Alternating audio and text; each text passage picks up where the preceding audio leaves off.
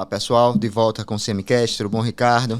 Tudo bom, Carlinhos? Como sempre, divulgando aqui que o CMCast está na plataforma do Cada Minuto, no nosso canal de YouTube, o Cada Minuto TV, e nas plataformas de streams que vocês preferirem, Spotify, enfim. Ricardo, trago aqui um tema que muita gente grava esse episódio pouco depois da volta do Bolsonaro ao Brasil. O Bolsonaro foi, entre aspas e muitas aspas, exilado. Autoexilado. Autoexilado. E eu queria saber, Ricardo, se você me ajuda com essa questão. Quem vai ficar com uma parte do eleitorado que é expressiva, muito expressiva, que é o eleitorado bolsonarista em Alagoas. A gente tem algumas pessoas que tentam... Você tem um Léo Dias, você tem um Cabo Bebeto, mas você tem 2 deputados federais que parecem estar à frente desse processo.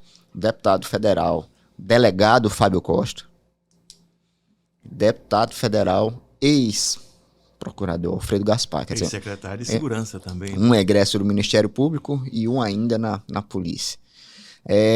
Existe um embate entre Fábio Costa e Alfredo Gaspar. O que é que você acha? Quem é o que está mais próximo de conseguir herdar esse eleitorado, repito, expressivo aqui em Alagoas?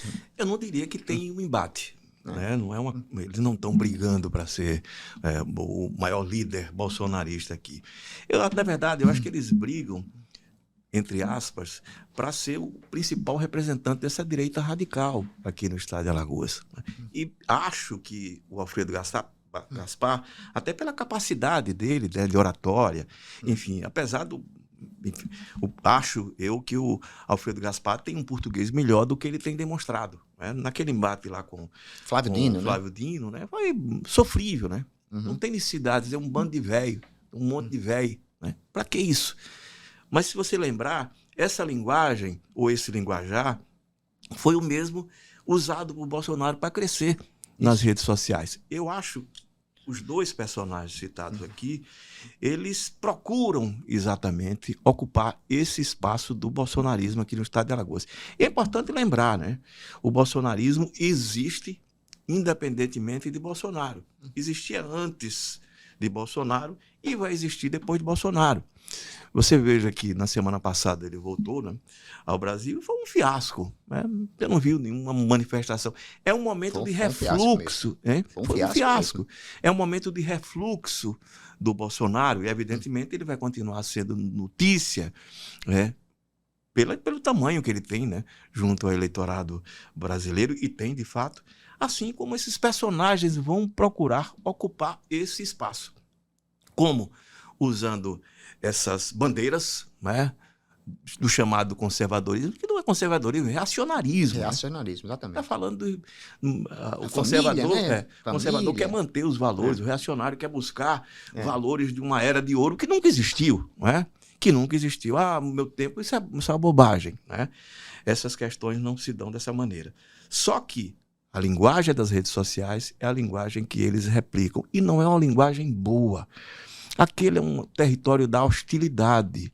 Não adianta dizer que as redes sociais aproximam as pessoas, não.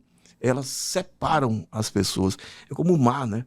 De Fernando Pessoa, né? Falava, o mar tem que unir, não tem que separar. A ideia inicial das redes sociais era essa, era aproximar as pessoas, mas só tem separado. É um território de guerra, é um palco de guerra, é um teatro de guerra.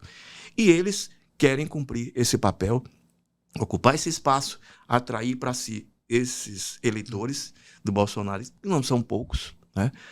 E, claro, acho eu que o Alfredo está alguns corpos à frente, né, do Fábio Costa, até pela formação mesmo. Alfredo tem uma carreira no Ministério Público, ele foi do Tribunal de Júri, né? Então ele sabe ser mais contundente. O outro, mais pela ação, digamos assim. Ele fala mais nas redes, né? Quero incrementar a consultoria Ipsos trouxe uma pesquisa agora falando dos 10 deputados e dos 10 senadores mais influentes nas redes sociais, isso em nível nacional, naturalmente. 9 deputados e 10 senadores, todos da direita, se chama direita. Só um da chamada esquerda, que é o André Janones, que não é bem da esquerda, são os mais influentes.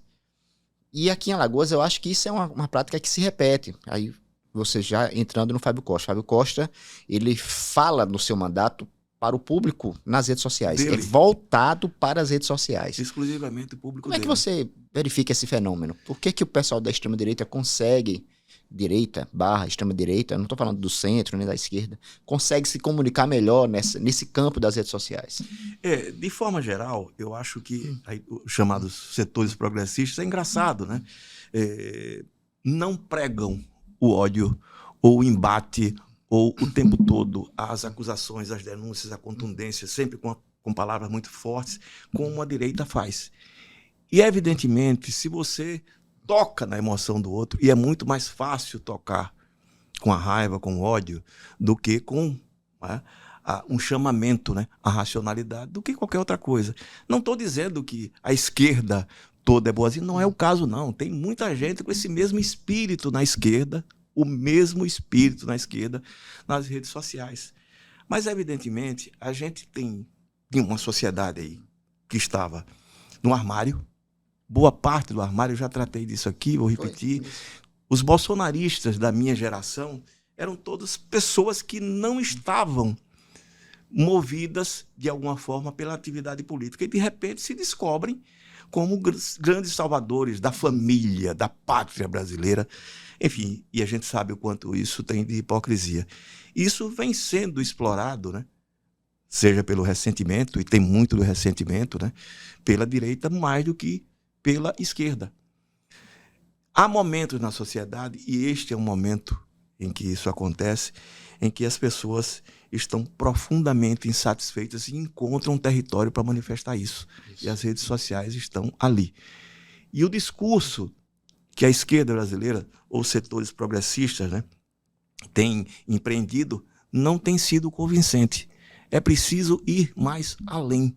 É preciso chegar, por exemplo, a esses setores, por exemplo, ligados à igreja evangélica, dizer que, olha, aqui não é um demônio, não é o cão, ninguém aqui é defensor da morte. Será que é defender a morte você discutir a questão do aborto como saúde pública, como uma questão de saúde pública, tá bom?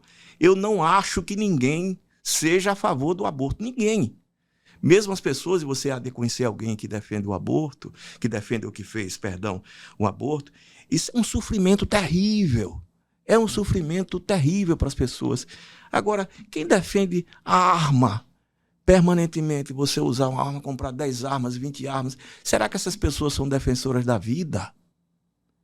Mas, evidentemente, esse atalho, não é? Tem sido usado, e bem usado, pela direita no Brasil, e com extremo sucesso. Não é só isso, mas é um conjunto de coisas, inclusive o fato de que essas pessoas passaram a se encontrar nas redes sociais, que fez com que haja esse crescimento da extrema-direita no Brasil. Desculpe, acho que o Alfredo usa melhor essa linguagem, porque ele tem um alcance de formação maior do que o Fábio Costa, que também tem um público dele. Essa questão das armas, depois eu queria um programa só para isso, Ricardo. Eu acho que merece. Agora, a minha dúvida é, por que em Alagoas essa disputa pelo público da extrema-direita é uma disputa tão importante? Por que Alagoas é diferente dos outros estados do Nordeste? Me ajude a decifrar isso. Vamos lá, porque em Alagoas esse Maceió, né? em Maceió, né? Particularmente. E aí tem uma série de circunstâncias também. Mas é de se perguntar, JHC tem esse perfil? Eu acho que o JHC ele surfa, armamentista? Né? Não. Não tem. Não. Mas evidentemente ele descobriu que este território, até por não ter esse perfil, esse território é muito favorável a ele. Você há de lembrar que ele correu um risco, correu um risco, foi um ato de, entre aspas, coragem, né? Às vésperas da eleição. Sim. Ele era do PSB, partido que apoiava o Lula. Talvez ele tivesse uma informação ou acreditasse nisso, né? Eu não sei por onde ele se informa. Esse povo de rede social, que vive muito de rede social, às vezes só se informa dali, né? Achava que o Bolsonaro ia ganhar. E ele foi, às vésperas da eleição, anunciar apoio a Bolsonaro. E ao anunciar esse apoio ao Bolsonaro, ele se identificou com esse segmento mais à direita, que puxa a extrema-direita, puxa a direita e também é evangélico. Ele tem uma ligação com as igrejas. Né? Então, se ele não é armamentista, se ele não é negacionista. Aliás, Maceió teve um desempenho fantástico, né, na vacinação. Por que que ele optou por andar por esse caminho? Tem como aliados esses personagens, mas tem também outros, né? Arrebatou agora o MDB e vai puxando, né, o MDB para o seu lado. Ou seja, você tem o direitista autêntico, entre aspas, a extrema-direita, porque você pode ter... Tem essa diferenciação. Vamos lá, tem direita civilizada. O que é a direita incivilizada? Para mim, é essa que defende, evidentemente, a violência como solução dos problemas políticos e sociais. Aí passa a ser uma direita extremamente violenta. E essa direita que eu acho que não deve interessar ao Brasil. Você ter posições contrárias e contraditórias faz parte do jogo democrático. Eu vi ontem o Haddad, na minha entrevista, ele falando sobre o Roberto Campos, né? Que eles iam ter uma reunião. Então, naquele momento, ele disse, olha, as divergências aqui são do campo ideológico ou da formação, né? De economista, ambos são economistas, né? Mas não, pessoalmente, nós somos duas pessoas que conversam normalmente, sem nenhum tipo de agressividade. São posições políticas a serem defendidas, posições políticas diferentes e divergentes, isso é sempre bem-vindo. Agora, a agressão e a incitação ao ódio, à violência, aí não. Aí faz parte de um modelo de sociedade que eu acho que não interessa nem para os bolsonaristas, a média dos bolsonaristas, né? Não interessa nem para eles. Eu lembro das operações policiais que tanto o Alfredo exaltava, como o Fábio Costa chegou a tirar foto com corpos de bandidos mortos. Aquilo é terrível, aquilo é tão extremamente doloroso e desprezível. Aquela imagem não sai da minha cabeça, mas enfim. Ricardo, é isso. Vamos continuar tocando nesse assunto dessa briga ideológica. Também vou trazer aqui a minha dica cultural, que ela tem uma relação com isso. É um livro da pesquisadora baiana, Michele Prado. Essa se chama Tempestade Ideológica, né? Aí ela tem um cotítulo que é Bolsonarismo, a alt-right e o populismo liberal no Brasil. Mas ela fala sobre o crescimento da direita, da extrema-direita no Brasil. Ela, através de uma análise do bolsonarismo. Michele Prado é uma baiana. Excelente livro. Eu aconselho a todos. E a sua, Ricardo? Qual seria? Bom, já que você tratou desse tema, coincidentemente eu trouxe aqui esse livro do Transe, A Vertigem, que é do cientista político e professor Rodrigo Nunes, que é uma tentativa de explicar o bolsonarismo. Ele também é articulista da revista Piauí, Ensaios sobre o Bolsonarismo e um Mundo em Transição. É muito interessante, ele traça um perfil de vários canais pelos quais o bolsonarismo se manifesta e como isso atrai segmentos diversos da sociedade. Não é só pobre, não é só rico, não. Você tem classe média, e tem muita classe média, aqui em Maceió particularmente, né? A gente há de lembrar, por exemplo, entre os médicos era um movimento muito forte, né? O bolsonarismo. Veja, a gente está falando de um presidente da República que defendia a não vacinação. E ainda assim, a quantidade de médicos... Tem um caso de um médico especificamente, ele morreu, não vou dizer o nome dele, porque ele se negou a se vacinar. Ele, um especialista, se negou a se vacinar. A esposa não se vacinou, o filho não se vacinou, os dois quase vão e ele foi. Veja, e ainda assim, a gente teve tanto médico. Estou citando médico especificamente, outras categorias também, engenheiro, enfim, advogados, magistrados, integrantes do Ministério Público. Triste isso. Mas esse livro aqui, ele tenta fazer essa explicação. E traz um dado, gente, interessante, que me provocou a reflexão. Se atribui muito àquele movimento de junho de 2013, o crescimento da direita. E ele diz, olha, não é bem assim.